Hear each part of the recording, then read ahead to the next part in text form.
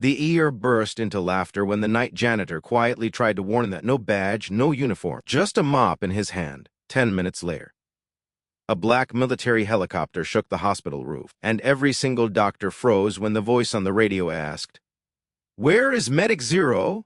The air broke into laughter the moment the night janitor tried to warn them. No badge, no coat, just a mop clenched in his hand like it belonged there. Mercy Valley Hospital was alive that night. Not the calm kind of alive, but the frantic kind that never truly rested. Monitors chirped in broken patterns. Gurneys clattered over tile. Nurses barked clipped commands that only made sense to people trained to survive chaos. Eli Carter drifted through it all unnoticed, a gray janitor vest, scuffed work boots, a cleaning cart that squealed every time he pushed too fast. He worked nights because nights didn't stare. They didn't ask questions. People passed you without wondering who you were. That anonymity kept him safe. He was mopping a spill outside Trauma Room 3 when the alarms shifted, not louder, sharper. Eli stopped moving. Inside, a young soldier lay stretched across the trauma table. Couldn't have been more than 20. His uniform had been sliced open. Blood pooled beneath him, dark and spreading. His chest struggled upward in shallow, uneven breaths, like his body was slowly giving up. Doctors crowded in tight. Voices overlapped. Pressure's falling. Start another line. No, that vein's gone. Eli's gaze fixed on the heart monitor. The rhythm wasn't crashing, it was slipping. Subtle, controlled, dangerous. His jaw tightened. He wasn't meant to speak. He knew the rules. Keep your head down. Clean what you're told. Disappear when people with authority walk by. He'd survived by following that code, but the numbers kept dropping. Quietly, relentlessly. Eli cleared his throat.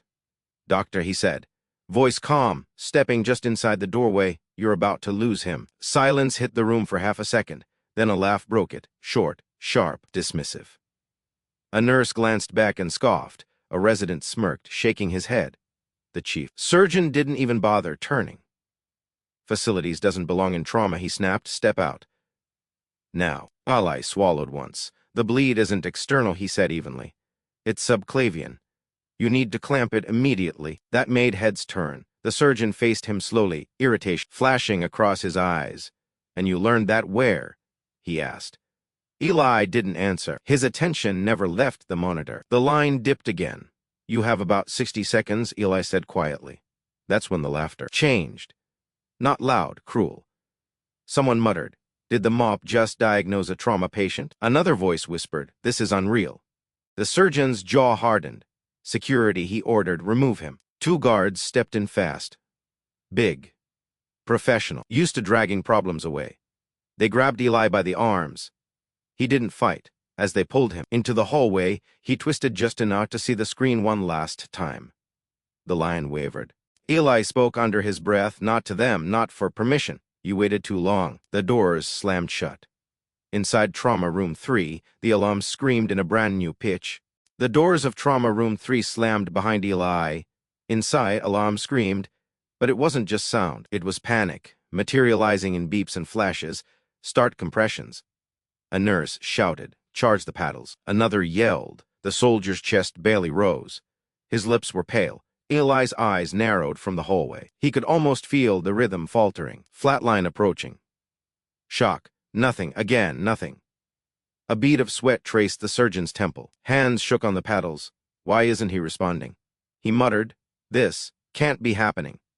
Eli's pulse tightened. They're too proud to listen, he thought. And if he doesn't act now, the kid dies. Outside, chaos reigned, phones rang. Nurses stumbled. Overhead lights flickered. Eli gripped his mop like a weapon, a lifeline. Every heartbeat in the hospital dragged, bent, threatened. Then faintly, whoop, whoop, whoop. Ceiling tiles shivered. The building vibrated. Glass doors at the ER entrance trembled. People froze mid-step. Heartbeats sensed with the thrum. The sound wasn't an ambulance, not a helicopter. It was heavier, commanding. Shadows moved across the walls before the doors burst open. A matte black military helicopter descended onto the emergency pad. No markings, no permission. Pure authority. Soldiers jumped out in perfect formation. Dark uniforms, precision gear, weapons holstered, eyes hunting. A crisp voice cut through the panic. "Mercy Valley Hospital, this is Raven 1. Where is Medic Zero?" Silence swallowed the hallway. Surgeons froze, nurses stiffened, phones slipped. Every head turned to the janitor. Eli Carter. Invisible, mocked, overlooked. He didn't flinch, didn't smile, just straightened, feeling the shift in the air like it had always known him. A nurse gasped. "You, that's him." Time slowed. Alarms, panic, chaos, all faded, all eyes on Eli, the night janitor. A small, calm smirk crossed his face. Not arrogance, not pride, just inevitability. Finally, he whispered. He flexed his fingers, gripped the mop tighter, ready. The first soldier moved forward, eyes locked on him. "Sir, it's him." Medic knew. The tension in the ER was suffocating. Every monitor beeped like a countdown, every footstep echoed with uncertainty. For minutes that felt like hours, the room had been drowning in chaos. Shouting, panicked gestures, hurried orders, and the incessant mechanical beep of failing monitors. Through the chaos, Eli Carter moved like a shadow. He was no longer just the night janitor with a mop. He was a man whose presence demanded attention, even before the world realized it. Every eye that fell on him carried disbelief, confusion, and a slow creeping fear. The soldiers outside had already begun organizing themselves, their movements precise, almost predatory. But the chaos inside the hospital couldn't be ignored. Injured personnel, frightened patients, and flustered staff were everywhere. Eli took a slow step forward. His boots made barely a sound on the polished floor. The mop in his hand felt insignificant, almost absurd. Yet in the minds of the panicked staff, it was now a symbol of the one person who might still save them. "Where is he?" One soldier barked sharply, scanning the room. Eli lifted his eyes and allowed himself a single, measured exhale. It was time. The janitor vest came off. Faded gray. Worn edges. Nothing remarkable. Underneath, his arm bore the marks of a history they could only guess at. Faded tattoos traced along his forearm, symbols and numbers of his unit. Combat scars hidden beneath clothing. A subtle hint of authority that spoke louder than words. The soldiers froze. Attention snapped to him. A whispered confirmation traveled from one to another. "That's him." Medic Zero. The surgeons who had mocked him, laughed at him, ignored him. They stumbled backward instinctively. Their eyes widened, disbelief overtaking every ounce of professional pride they had clung to in the past few minutes. Eli's voice, calm but commanding, cut through the air. "Time down." A nurse, trembling, barely whispered, 2 minutes, maybe 3. He nodded once. Simple, efficient, precise, every motion deliberate, every step calculated. The first surgeon, who had dismissed him, opened his mouth to speak, perhaps to argue, perhaps to demand explanation. But the words froze. He wasn't sure why. Something in Eli's posture, his calm, unshakable confidence, reminded him of a force beyond normal comprehension. "No one moves," Eli said. Not a demand, not a threat, just certainty. That certainty was enough. The room shifted subtly, fear mixed with respect, confusion with acceptance. Even in the chaos, order began to form around him. Eli stepped into trauma room 3. The young soldier lay exposed, pale, gasping, almost gone. The monitors shrieked warnings, the kind that make hearts pound and hands tremble. He bent slightly, reading the monitor like a book. Each beep, each flicker, each wave of the line told a story. He could feel the pulse of the patient, weak but stubborn. "Clamp the subclavian now," he said. One nurse moved faster than she thought possible. Another handed him instruments he hadn't asked for, guided by the silent authority emanating from him. The surgeon, who had laughed, now a shadow, moving only when Eli allowed, obeyed the instructions with mechanical precision. Shock pedals, clamps, lines. Every detail executed perfectly under Eli's calm guidance. Minutes stretched like hours. Sweat dripped from foreheads. The helicopter blades outside beat a constant rhythm, a percussive counterpoint to the chaos inside. Staff who had doubted him, laughed at him, or ignored him now watched with taut anticipation. Then, almost imperceptibly at first, the monitors stabilized. The rhythm that had threatened to die settled into a pattern of life. A heartbeat. Real, strong, undeniable. A collective exhale moved through the room. Not words, not cheers, just relief. The soldier's chest rose more steadily. A soft, steady pulse. The first nurse, who had whispered her doubt, now met Eli's eyes. I didn't know," she began. Eli glanced up, briefly, nodding. No need for words. The silent acknowledgement spoke volumes. The chief surgeon, finally regaining composure, swallowed hard. I owe you an apology," he said, voice low. Humble, Eli didn't respond. His focus was already elsewhere, the patient, the monitors, the movement of the staff, the quiet soldier, now observing him. He moved with precision, checking lines, stabilizing vitals, giving instructions. Every motion was deliberate, every word measured. He was no longer invisible. He was the authority. He was Medic Zero. Outside, the commander of the unit approached. Black uniform, no-nonsense expression, eyes sharp. He had watched this unfold through the glass, unseen by most. He knew exactly who Eli was. "Sir," he said quietly, respect clear. "In every syllable, command has been looking for you for years. We thought you were lost." Eli didn't flinch, didn't smile, just a calm exhale. "I wanted a quieter life," he said. "This is enough." The surgeon, still pale, stepped forward again. "Next time, we'll listen before we underestimate someone." Eli nodded. Simple, efficient. A lesson delivered without mess. He turned to leave, the mop in his hand, the vest now back in place. His figure once again unremarkable to those who didn't know. The soldiers outside gave a subtle salute, a silent acknowledgement. The staff remained frozen, some in awe, others struggling to process the truth. He walked down the hallway, quietly, no applause, no speeches, just the weight of earned respect trailing behind him like a shadow. The helicopter lifted. The night outside resumed its normal rhythm. And inside, the ER exhaled. Life continued, but everyone who had witnessed it knew something fundamental had changed. For Eli, the night was still long. Floors needed cleaning. Monitors needed watching. Patients still needed saving. But for the first time in years, he moved through it not as an invisible man, but as someone who had been seen, acknowledged, and respected for the force he had always been. And somewhere deep in the ER, the phrase Medic Zero lingered in the air, a name now associated not with fear or mystery, but with life, skill, and unshakable calm in the eye of chaos. The hallway was quiet now, but it was a tense, fragile quiet, the kind that comes after a storm when the air is charged with electricity. Even though the chaos of Trauma Room 3 had ended, the echoes of it lingered everywhere, on the polished floor, in the beeping monitors, in the silent stares of every staff member. Eli Carter walked slowly, almost casually, pushing his cleaning cart. His mop squeaked faintly on the tile, each squeak louder in the surreal silence.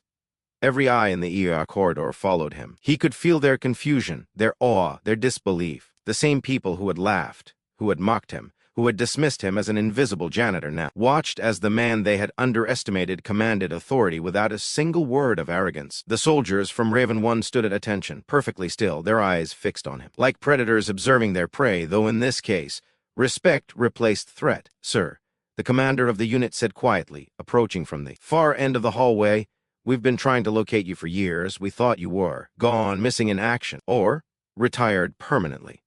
Eli paused, looking up at the man. His eyes were calm, unflinching. No pride, no arrogance, just the weight of experience and the quiet understanding that he had always operated in the shadows. "I wanted peace," Eli said softly. "I didn't want recognition. I didn't want this." He gestured vaguely to the chaos surrounding them, to the panicked nurses, the trembling residents, the pale chief surgeon, the helicopter waiting outside.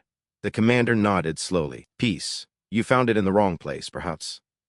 But tonight, you saved lives that others could not. That is a kind of recognition, whether you like it or not." Eli simply nodded. No words were necessary beyond that. His presence alone carried authority, a silent reminder of his skill, his experience, and the lives he had saved.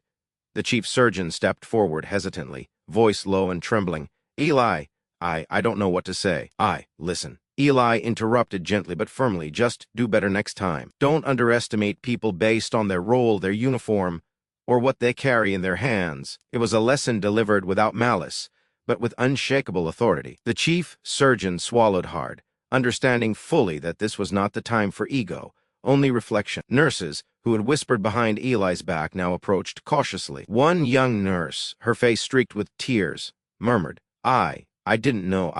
I'm sorry." Eli offered a small nod, acknowledgement enough. He didn't need apologies. He had long ago stopped expecting them. What mattered was that the lesson had been learned quietly, subtly, irrevocably. Outside, the helicopter blades kicked up a storm of wind and debris. The black mat machine, unmarked and imposing, seemed to dominate the night sky. Dust swirled, papers flew across the hospital courtyard, and the faint smell of fuel mixed with rain and antiseptic. Eli could feel the vibrations through the floor, almost as if the building itself recognized him now. He walked past the incoming soldiers, each acknowledging him with subtle salutes, silent gestures that spoke volumes more than words ever could.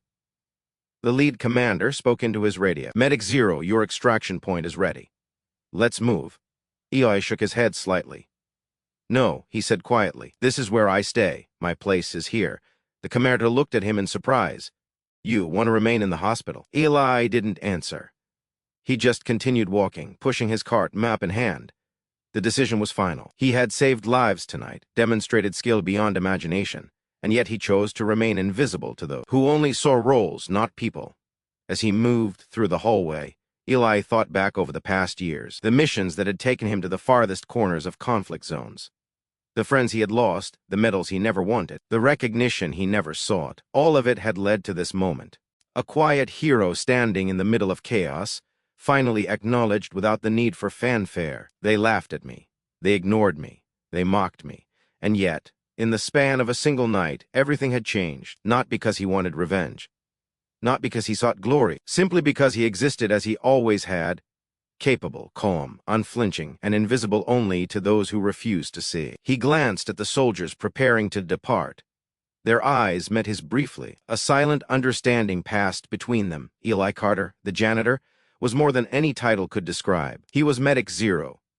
Even small gestures carried weight. A resident surgeon who had sneered earlier now offered a careful nod as Eli passed. A young nurse straightened her posture, silently acknowledging the authority she had once mocked. The chief surgeon, still pale, avoided eye contact but held himself differently, humbler, quieter. Eli walked through each interaction like a measured observer.